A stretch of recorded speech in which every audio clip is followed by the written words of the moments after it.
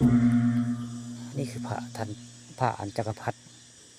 บ้านโคกสาดได้นี่ตอนแรกมันนี่ผู้ฆ่าพาผู้ที่ตามมาพังเสียงกองเล่งวันสินเจ็ดมื้อนี้อยู่วัดบ้านโคกสาดตำบลตาลตีโดยยูคูเล่ได้เป็นผู้ตีกงเล่งตึมผู้ฆ่าก็มายืนถ่ายทำซึ่งพระอัญจักรพรรดิแล้วนี่มีดอกไม้งาม2 อันก็มาบอกกล่าวเรื่องบุญวัดคูเล่บุญกงโคตรพร้อมเนาะวันที่13ได้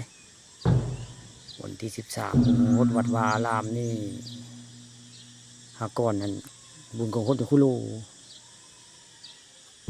รองเจ้าวาดได้เพิ่นนะแต่ว่านี่คูเล่เป็นเจ้าวาดเพิ่นก็สิโฮดคือกันน้ำ7สร้างคือกันได้มื้อน่ะ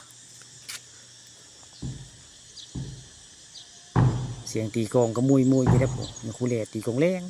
วันสินเจ็ดมื้ออื่นนี่ก็6 ทุ่มไปก็จะเป็นวันสิน8ล่ะนี่ละวัดบ้านโคกสาดตำบลตาลไผบ่จักลูกค้าพาทางข้ามาชมพาเบิ่งพระและวัดวาอารามแล้วก็พามาพังเสียงกองแรงนี่คูเล่ตีกองแรงวันสินเจ็ดทึมอยู่สิมีงานบุญนั่นกองโฮดนี่บริเวณนี้ละนี่วัดเพิ่นละมงนี่มีอยู่กองโฮดได้อันดอกไม้นี่ก็คักตะแท้ดอกไม้บูชาอันพระอันจักรพรรดินี่ก็งามคือพระได้โอ้คักก็ได้ดอกไม้ก็คักได้อันนี้เด็ดให้มาวางคักก็ได้เบิ่งฟังได้เสียงกลองกุเลตีผู้เดียวเพิ่นได้ตีกงเล่งวันสินเจ็ดตีกงเล่งตึมอยู่ยาเลยบ่ยังได้ยังบ่ยาเนี่ยตื้อเด้อบ่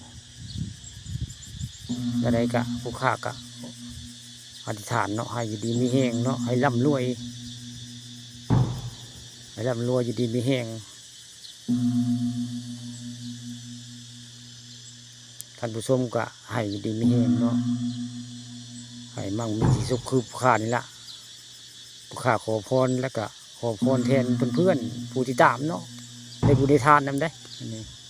ได้พอพรนำกันเนาะผู้ฆ่าเป็นผู้ขอพรทางอากาศได้มื้อนี้มาพังเสียงตีกลองคูเล่วันสินเจ็ดตอนเลงใกล้ค่ำอยู่วัดคูเล่บ้านโคกสาดตำบลนาตาลล่ะนี่